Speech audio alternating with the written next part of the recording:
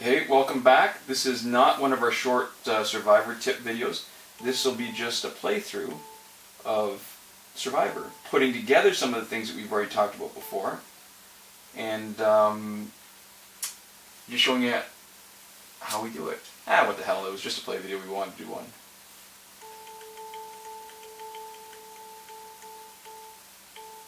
Oh, so close.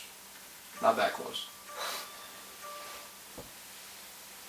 It's funny playing with sound. I'm so used to not hearing any of the audio cues. I wonder if it's going to throw me off a bit. It was always just watching it. It's in silence. Yeah. So if you didn't notice, we got an all-bronze team because that's the first strategy. You don't always want to put your best team out first.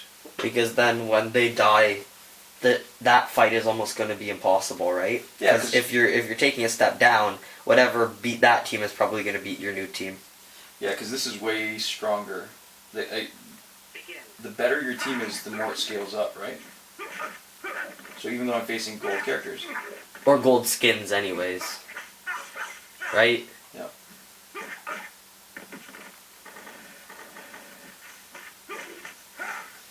So one of the things you want to do when you've got an all bronze team is have one drainer at least, because that's one sort of pitfall. And Ra's al Ghul's oh, crap. Yeah, Ra's al Ghul's Scimitar is not enough to do all the heavy lifting, because sometimes you just want to do a special that you can do just immediately. Yeah, and healing is also important, but only for the early levels. Yeah, later on. Where does it cut off again? I can't remember. We'll find out. There's a level where it seems to cut off from that moment on. Healing no longer applies, or well, it works super muted, right? Like really crap healing. Yeah, especially if you get Regime Killer Frost. Yeah. Then it's almost impossible. Alright. So 30 seconds, that's alright. So you notice he's lost a little bit of health, but we played it at the end a little bit intentionally. It took a little bit slower to take advantage of his healing gear. I think he's the one that's got mutated, or no, he's got the knife collection to heal on a special one. Oh man, that was one of my favorite gear the first time gear came out, right at 2.0. I was like, wow, that looks so good. Do you remember when it stacked? When healing stacked? Oh, that was ridiculous. Yeah, you could heal like a huge amount of health with like one special, right? And fights lasted forever. Alright, so what I'm trying to do here is, you know how sometimes it spins, and sometimes it's fast and sometimes it's slow? If it's slow, this should usually land you, starting from this spot, should usually land you on the last lap ticket. But I still haven't figured out how to make it go slow every time. And I've read different things about how you should let go of it slowly or whatever, and it doesn't work. Well, because the problem with letting it go slowly is because it's an all-at-once thing when it actually processes it, right? So it processes it either on or off. There's no like, ooh, it's pressing it slightly less hard. And you can actually see that because, like, I think they talked about like 3D touch in the new iPhone or whatever, right? So that you could touch gently to like where you press harder? Peek and pop, right? Yeah. Where you, so what that tells you is that normal phones actually do not possess that capability, right, of three-dimensional touch. It's only, is it pressing or is it not pressing? The hardest part I find is that sometimes the characters on Survivor are ready to attack you so fast that even with a fast guy like the Flash, you can't block and you can't get the first hit in.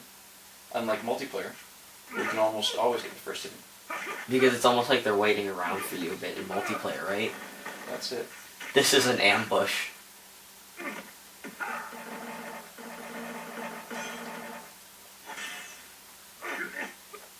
Yeah.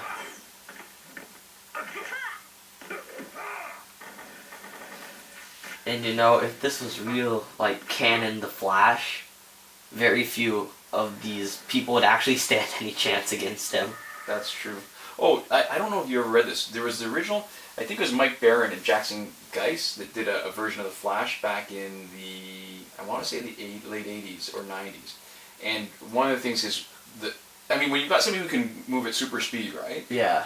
It's almost impossible, unless you've got super speed yourself, to mount any kind of defense, right? Yeah. So Wally West was the new Flash at the time, and his sort of weakness, his limitation was that he would run out of calories. Like, he needed to burn a huge amount of calories to be moving that fast.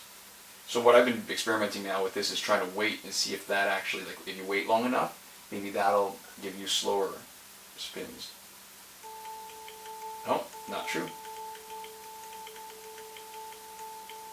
That's pretty crap. Yep. Shards. Oh, what are you gonna do? And it's funny too, the numbers of the Fourth World Gear, like, we've been playing it still, even after getting all of them, but after one day of getting the mace, twice, on the same day, and that was after a couple weeks of playing, it hasn't dropped again. Yeah, so we have how many chest plates 20 again? chest plates, Ridiculous. 9 helmets, and still the 2 mace. And that's when you actually get something good, right? Because a lot of times the gear that you get is 1 or 2 stars. Yeah, so it almost looks kind of rigged from this way, right? The way that the numbers work out, it's not necessarily, but like this kind of data seems to suggest that it is weighted, right? If not outright rigged.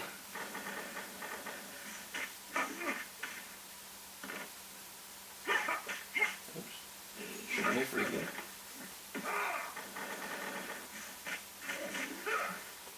Uh-oh. There we go. No chances. Ooh, that was not. Or I guess one chance. One chance was taken. Yeah, it's almost not worth doing a special one because he's not accumulating power, and the amount of heal that it offers is so. Watch. The amount of heal that it offers is so 110.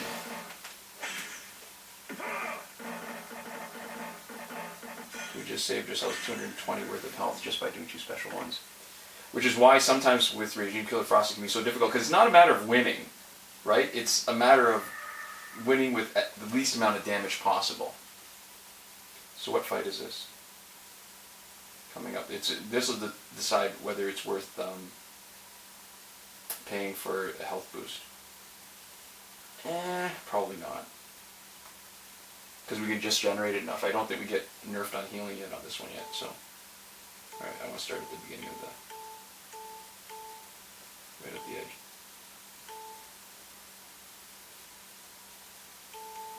Too fast.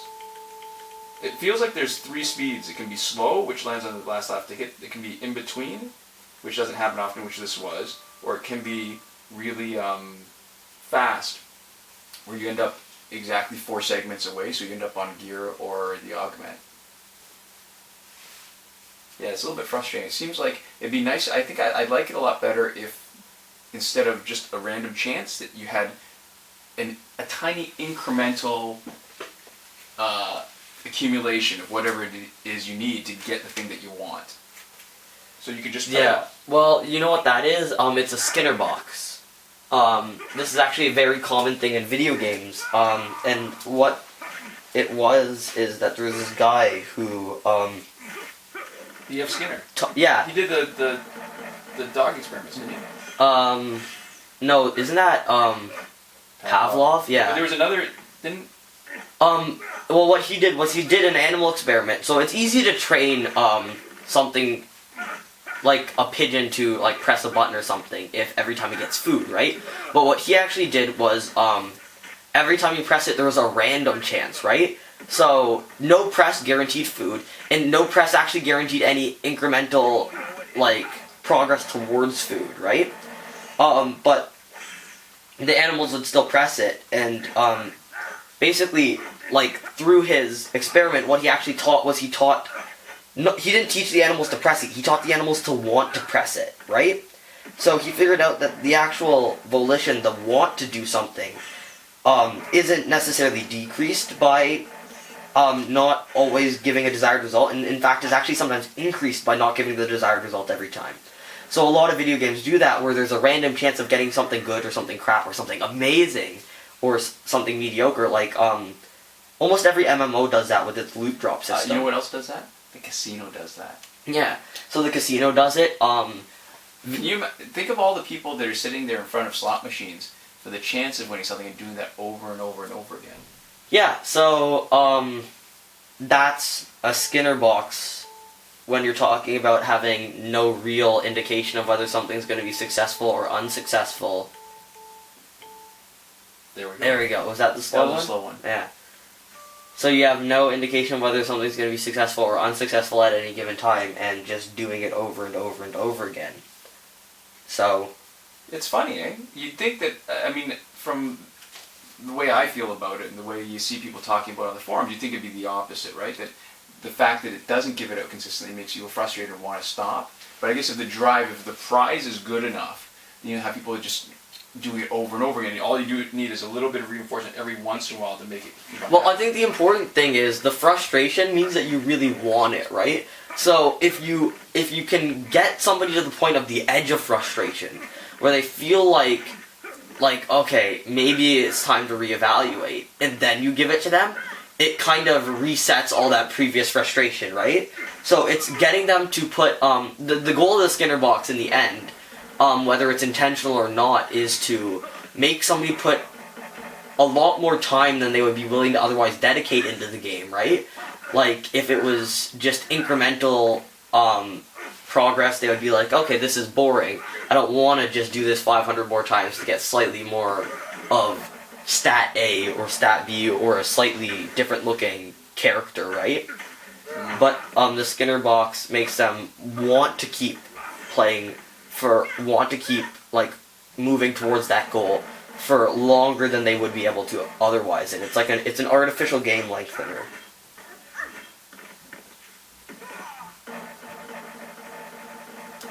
This is actually a pretty successful fifth fight.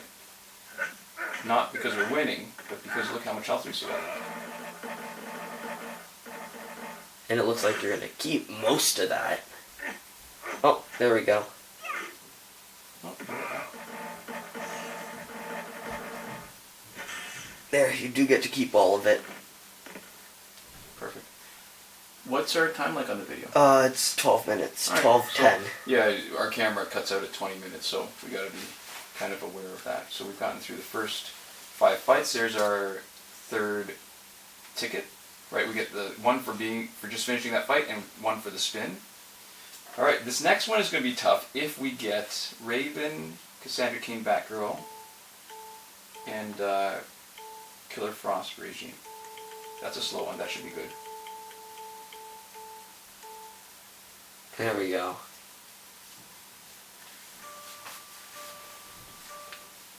Yay. Yeah, there's another combination. I think Batman, one of the Jokers, I don't remember which one, plus animated Harley Quinn that's pretty deadly too. I think the 6th fight, you know what, it's actually a lot harder. I find the 7th fight a lot harder, or a lot easier than the 6th fight. It's not really a slowly ramping up, it's actually little kind of peaks and valleys of difficulty. And I think one thing that does make this a little more frustrating is that it is kind of like a rigged system as opposed to a random number generator, right? When you get 3 spins, 3 spin speeds, what it ends up really doing is making it feel like if you select the right starting point, there's a 1 in 3 chance, right? Or 1 in whatever chance. Instead of if there's just a random number generator governing what it landed on or something like that, right? Where it was more of just an animation to match a number of spaces, that would feel a lot more genuine to me, right? When it looks like there isn't a complex system governing what happens, when it looks like it's just there's a equal % chance of all the outputs, right? Yep. Each thing that's 1 tick wide has an equal % chance of landing, right? So a 3 tick wide thing should have a exactly 3 times more likely chance of landing, no matter where you start from, right? That would feel to me a lot more real, but when you get the systems where they are kind of led by this, probably mostly hidden to a lot of players, right? Mm-hmm. But actual, viewable system saying, this is why this happens, right? It makes it feel a little bit more contrived.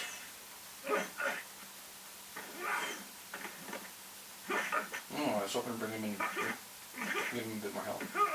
Yeah, what I found frustrating here, this is a perfect example. Arkham Origins Batman is the first guy in, and I can't block, right?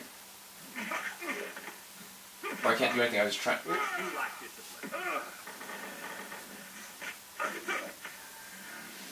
Alright, so that's not bad. I mean, really only one guy took damage. Considering we're just still playing with Bronze team. Yeah, we're doing alright.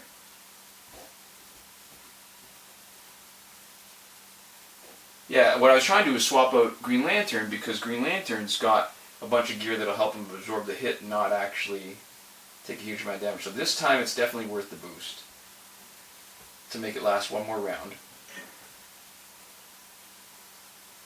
And at least give us a chance of finishing this fight even if we don't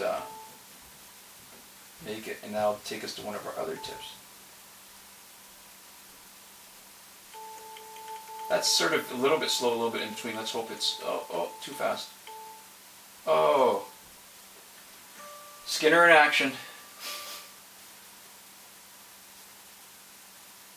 Yeah, no, I think I vaguely remember. It was B.F. Skinner that did behavioral experiments like that. Yeah.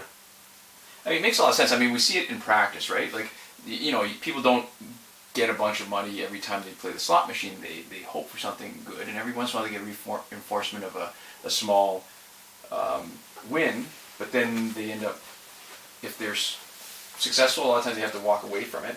This is gonna be and I think part of it too is that in a slot machine, they're actually making you specifically give up something. In a Skinner box, it's just your time.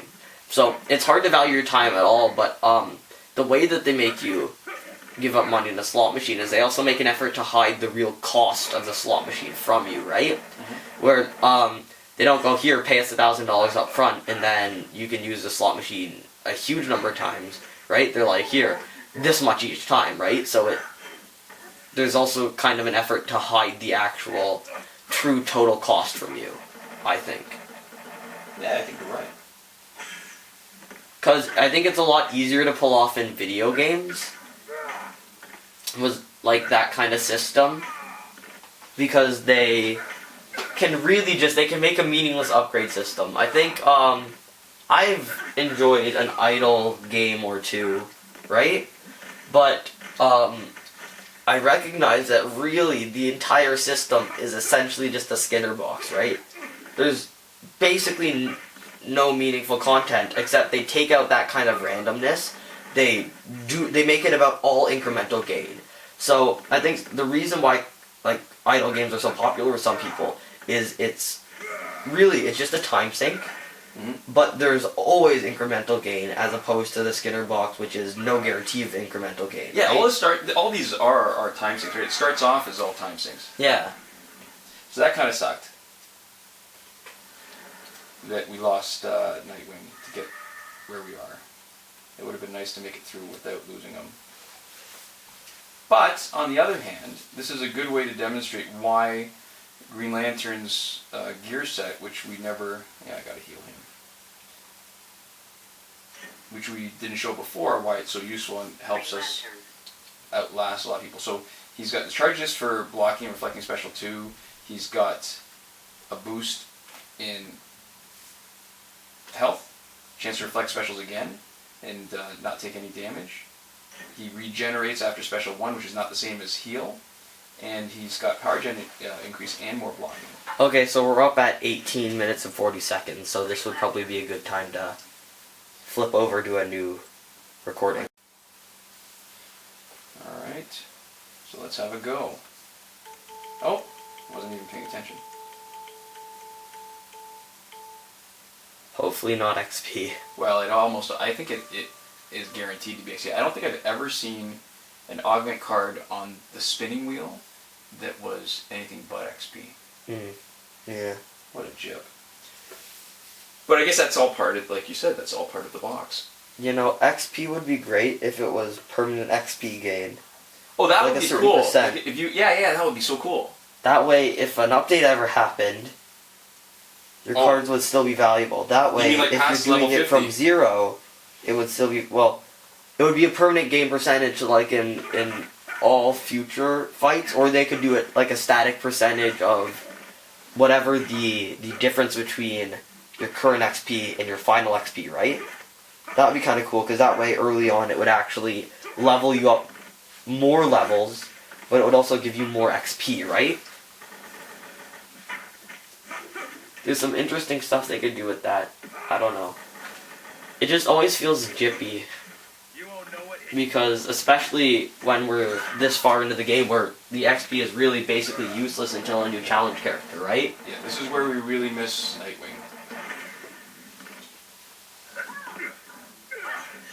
There's too many specials.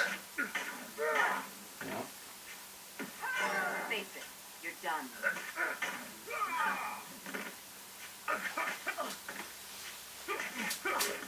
So it looks like this might be our last fight with this team.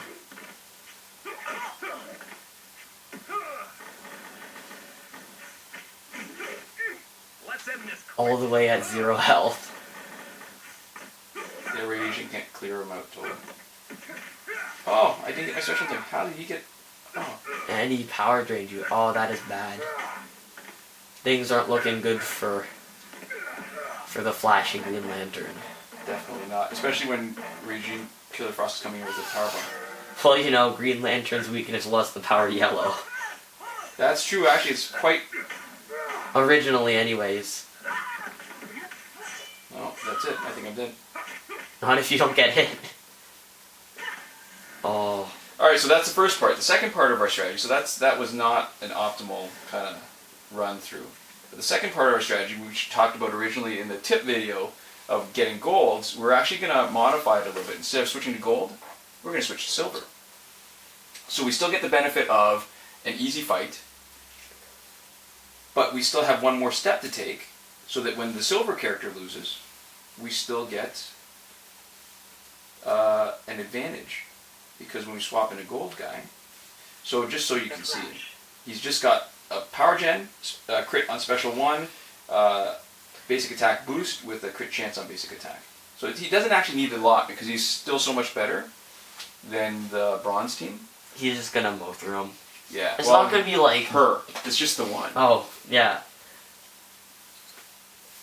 Sorry, I interrupted you. You were saying it's not just like... It's not gonna just be butter, necessarily, especially if they have still, like, most of their guys still alive, full health. Right. But it is gonna be easy enough that you won't be working up much of a sweat. Right. Right, and so that's the other thing too, right? You don't need to replace your whole team. I'd almost wish that I didn't have to have a whole team to start with. I'd be happier to have just a team of 1. And I guess the real main thing is, I don't actually know, when you're fighting them, with the bronze team, are they balanced stats, or are they, like, the same way that bronze characters are? Where their attack isn't awful, but their health is, like, really, really bad? That's a good question. Because when, like, I remember when Darkseid came out, right? That's what you realize when you get plus 300%, that their attacks are actually decent, where their real weaknesses is their health, right? Yes. Right, because when you level up a gold character, yeah, the health goes up way faster. Even when it's scaled up. So, I guess that's interesting to note, right? Because it would actually kind of matter. If you're fighting them with a silver character, and their health does behave the same way that bronze character's health does, then it would be really easy to just rip through them like butter. Yeah. Oh yeah, yeah. So you might be wondering why I'm just leaving a silver guy in, because I figure he's going to lose. Well, not you, partner, but you, viewer, is because no point wasting another tag in, or sorry, another swap. Oh, good. I got To just swap another guy in now. Because then you get another cheap fight when this guy loses, or technically if he loses, right? If you get through all, 16 stages? If you can get through all the remaining stages with just this guy. That would be pretty impressive. Then technically you just swap him out. But for some reason I have a feeling that's not going to happen here. Yeah, the poison's going to get me. Only kills you if you get hit. Second special. Get it I off. want to wait until... Actually, I don't want to waste it when I can still...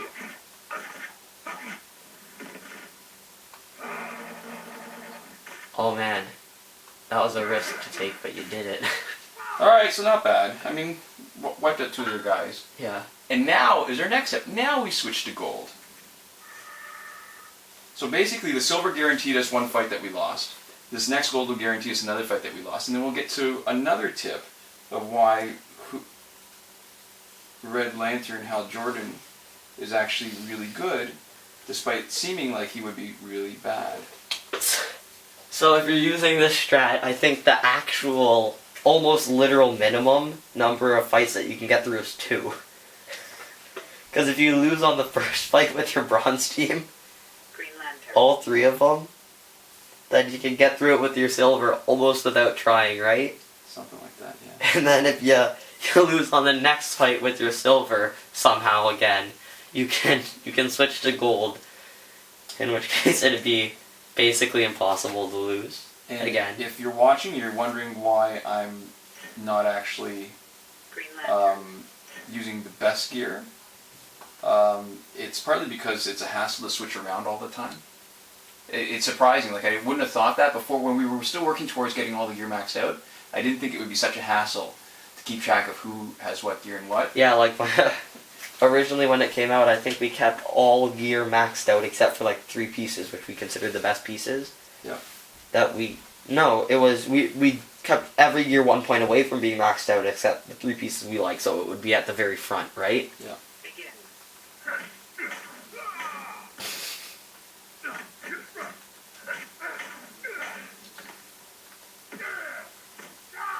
So yeah, it wouldn't be impossible to lose that fight, but it's not really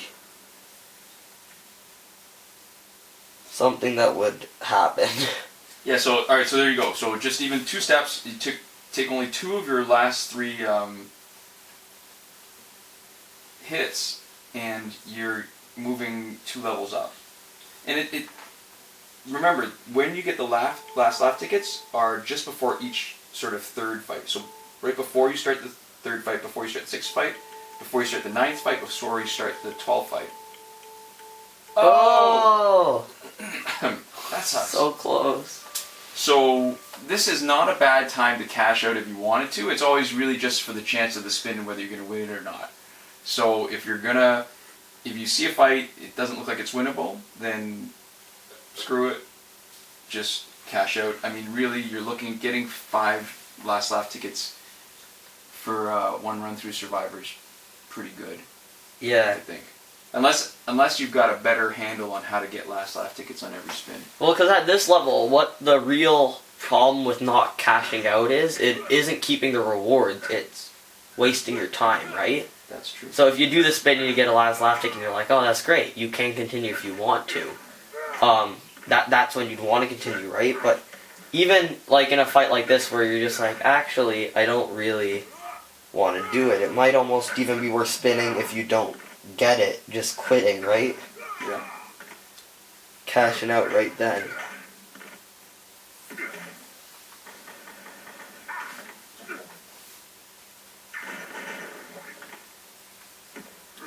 Or for the really diehards, I guess the goal could potentially be for actually beating the entire Survivor, right? That's true. Which I don't even know how that guy who did it. Oh, I know. I was reading his strategy. It's a pretty good one, but the problem is we'll show you just in a minute. When you use Red Lantern Hal Jordan over and over again, you're going to it ends up crashing the game, and it takes a bunch of time to reload. All right, so this is the next tip. This, I guess, is tip number 6 in Survivor. Is that when you have a character that's knocked out, it may be worth leaving them in because their passive will still work. That's our last change. Well, you probably should have switched out the Flash instead of the other Green Lantern, right? Because the other Green Lantern... Oh, I guess it's a power gen. It makes no difference. No, that Brown's Green Lantern only gives a benefit to himself. He gets like half damage when he's below, I don't know, like 40% I don't know. health. I must have been thinking of Silver. Yeah, the new 52 Bronze Green Lantern also gives like a health boost of like 5% or something. So he gives some little piddly amount, so it's not the one we're using. The only reason I don't like using him is because his special 2 is crap. Those different special 2s for every type of character.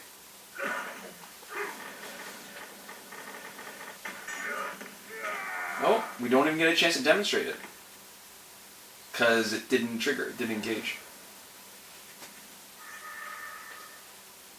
So you think, okay, so he's kind of Useless at this point from the because way he it keeps on looks. losing health, and you want a guy who's got lots of health to make it through, and also so he can keep on doing specials. Alright, so actually, if we get through this fight, that'll be another laugh ticket. Nice.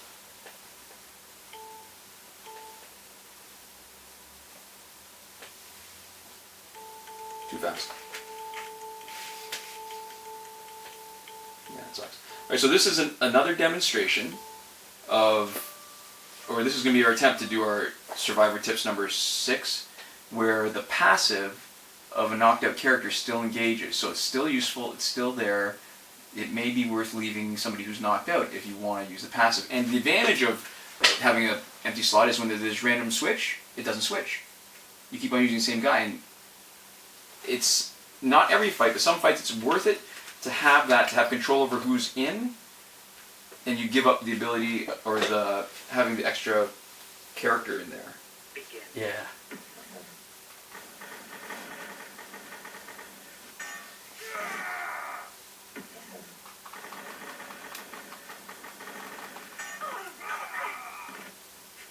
You'll notice that the passive engaged and that he can keep on using specials without... Draining his own health for this amount of time. And so the problem is, if you try to use that with special 2s, the time spent tapping, right? Oh yeah, the on-screen, the time that counts towards the passive for John Stewart Green Lantern is more than using special 3, which we're doing here. Because the time of the passive, even though you don't see the shield anymore, is actually less than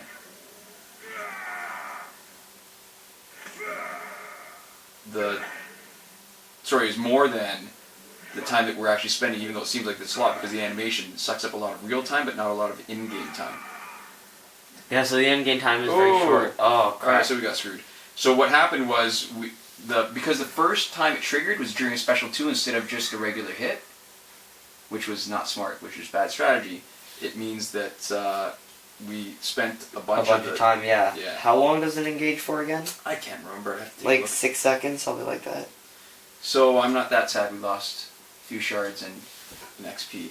But we got most of the good rewards out of it. So this is the other thing, last left to get. It's not when you tap, it's when you let go. So you see that I'm holding it, so I'm just going to wait until I see the ha ha ha, and let go of the ha ha ha. Oh, that's not bad. I'll take the damage out of that.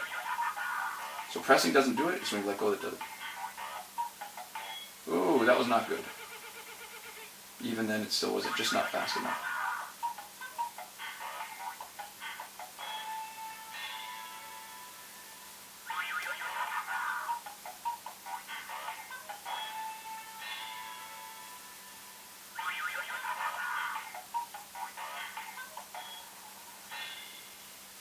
Oh, Yeah. crappy. And And it's it's minor. Oh. Jinx. Alright, so that was our run through Survivor. Thanks for watching. Komoda.